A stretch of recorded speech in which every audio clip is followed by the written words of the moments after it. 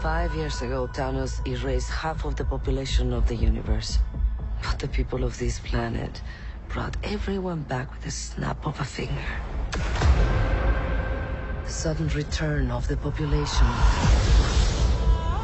provided the necessary energy for the emergence to begin.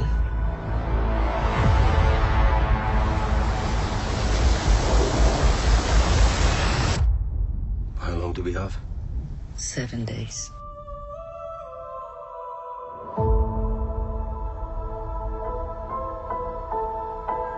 We're Eternals. We came here 7,000 years ago to protect humans from the deviants.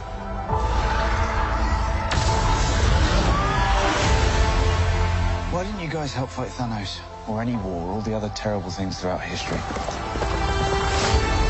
We were instructed not to interfere in any human conflicts unless deviants are involved. By who?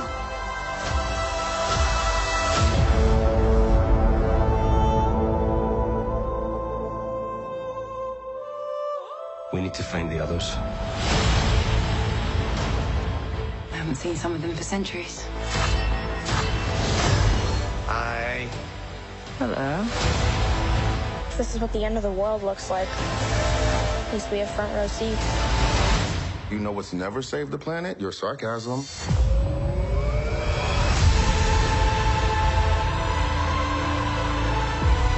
We have loved these people since the day we arrived. When you love something, you protect it.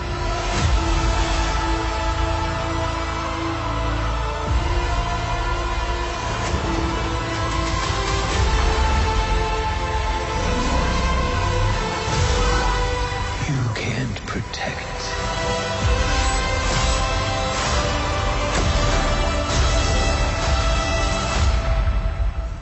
any of them.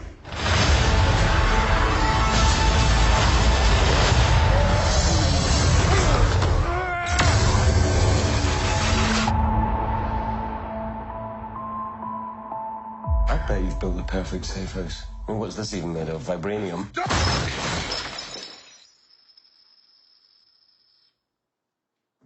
Fall collection. IKEA.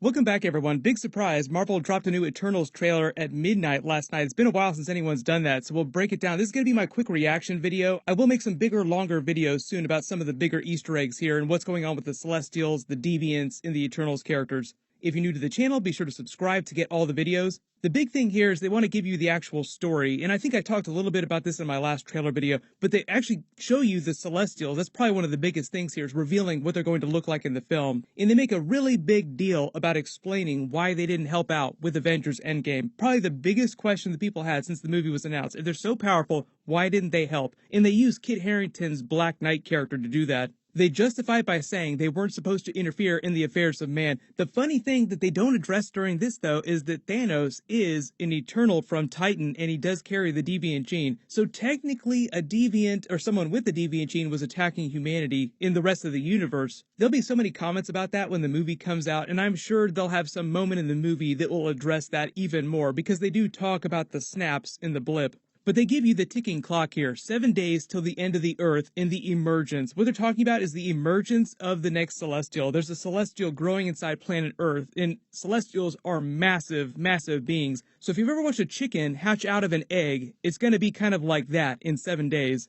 Kaboom, goodbye Earth, next big disaster right after Avengers Endgame. Just one disaster right after the other. Tony Stark is rolling in his grave right now. What Salma Hayek's Ajak character is talking about, though, is the blip. She's talking about the Hulk snap bringing everyone back, releasing enough cosmic energy to accelerate the growth of this Celestial inside Earth. They give you the flashback PowerPoint presentation. This is a Celestial being born, but obviously this is all out of sync in the timeline. Like the meteorite that seems like it's crashing to Earth sounds like it was the original Celestial egg seeding itself in the planet. The people that would have done that would have been the Celestial host. So this giant red Celestial that Cersei says is the one that told them not to interfere in the affairs of man. Nope, don't help out during any of the wars. Don't save the Earth from Thanos. That's Arishem the Judge. He's the leader of the Celestial host. The green one later that you see wielding its cosmic energy, seeming like it's creating something, is Jemiah the Analyzer. I talked about this during my What If video last night, the What If Episode 2 video. A lot of people think that he is actually Nowhere. So Nowhere is the head of a dead Celestial, so we'll see if they pay that Easter egg off during the movie. That would be really cool. The way Cersei is explaining it to Dane Whitman's character, Kit Harington's Black Knight character, is that they were supposed to come to Earth 7,000 years ago to protect the humans from the deviants.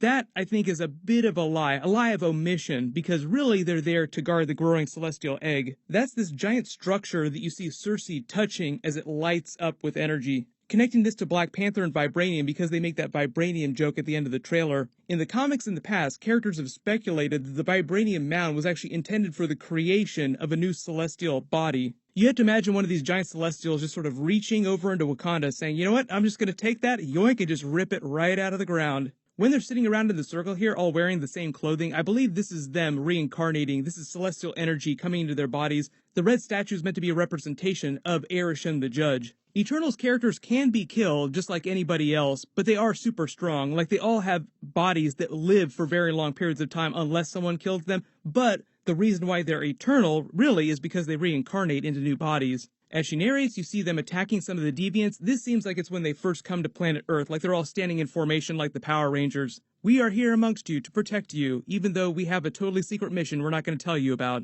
The other deviant that you see later in the trailer talking sounds like it's going to be Crow, who in the comics I believe has a secret relationship with Thena. I believe the idea with the deviants in the movie, though, is that the Celestials created them to protect the life that they were seeding around the universe, and then eventually they just went off the rails and went rogue. So then the backup was for the Celestials to create the Eternals to take care of their big mistake with the deviants. Hopefully they'll also reference the cosmic hierarchy of the MCU, or the Marvel Cinematic Multiverse, because we have Loki, the Multiverse War, He Who Remains now, but the way it sounds like this plays out in the timeline of the MCU after Avengers Endgame, it sounds like all this stuff happens, this 7-day period, before the end of the Loki finale. Even though when you start talking about time travel, the multiverse, it gets a little crazy, I think they just want to keep this movie as simple as possible because they're introducing so many new characters. So He Who Remains would know about what's going on here, but for the sake of simplicity, I would just treat the Loki finale with the true version of the multiverse. The Kang variants sort of manifesting is happening after the events of the Eternals movie. You see, all of them use their powers just a little bit. They all have slightly different powers, like Phastos, for instance, is the inspiration for the Greek god Hephaestus. He makes things. That's why Richard Madden's Icarus character is like, oh, this is a perfect shelter you've built here. I bet this is built out of vibranium, as he smashes his table. Nope, that one's IKEA. All of them wield the same celestial energy that the Celestials themselves wield, which is why all their powers are color-coded the same, even though they manifest in slightly different ways. Like Angelina Jolie's character uses celestial energy to fashion weapons. So really the stakes of the movie are that they have to find a way to either stop this celestial egg from hatching, or to find a way to hatch it and not destroy the Earth in the process. And also stop the celestial host from coming back to planet Earth and wiping it out. When the Collector was explaining the history of the universe, the Infinity Stones, and you see Eson the Searcher using the Power Stone to wipe out a planet, I'm also wondering if they're going to connect that to what's happening in this movie. The Celestials are kind of like cosmic gardeners. They go around seeding life on planets, and when an experiment doesn't work out, they'll just wipe it out and start over again. But also, the way they explain it in this movie, the Celestial that's growing inside Earth needs cosmic energy, so I'm also wondering if they'll try to connect it to that Guardians of the Galaxy Eson the Searcher moment with him using the Power Stone on that planet, seeming like he's wiping it out, but maybe really he was just trying to unleash cosmic energy to grow another Celestial and hatch it in that planet. I did a big video about Kit Harington's Black Knight character and where he sort of fits into the MCU, what his history is, so I'll link that below in the description. But I think the big thing in this movie is that he's sort of the point of view character, learning about the Eternals for the first time, and he's sort of an audience surrogate. Like, who are you? What are you doing here? Why haven't you helped us in the past? Why didn't you stop Thanos? Even though he's kind of your cousin? Because this giant red Celestial told us he would squish us like bugs if we did anything. I believe the idea is that Dane Whitman's character won't actually become full-blown Black Knight till the sequels or other Marvel movies because he is supposed to cross over into Avengers 5 with Cersei's character. But I think the idea is that they'll tease his origin towards the end of this movie. Like, he'll learn about the Ebony Blade, the curse of his family, but I'm not expecting him to fully wear the armor until whatever the future sequels wind up being. But in the way they reference the Avengers in the last trailer, they're referencing the Black Panther characters, Vibranium in this trailer. They're sort of connecting it to the other Marvel movies. You sort of find out where they've been this whole time and how they were watching all the events of the MCU movies unfold. I know there's going to be a lot of timeline questions too. You also have to remember that the events of WandaVision take place many weeks after the end of Avengers Endgame, so I'm also assuming that WandaVision, the Hex, and Scarlet Witch becoming full-blown Scarlet Witch doesn't happen till after the events of the Eternals movie. But I think it's pretty easy to make the assumption that they do save the planet, because none of the other Marvel characters in those projects were addressing a giant celestial just shooting straight up out of the planet. So what'll happen is I'll post my full breakdown video later today. If you have any big questions about the movie, what's going on with the characters, just write them below in the comments and I'll include it in that full breakdown video. I'll update the link here at the end with the full breakdown video when I finish posting that later today, and click here for my What If Episode 2 video. Thank you so much for watching, everyone stay safe, and I'll see you in that next video.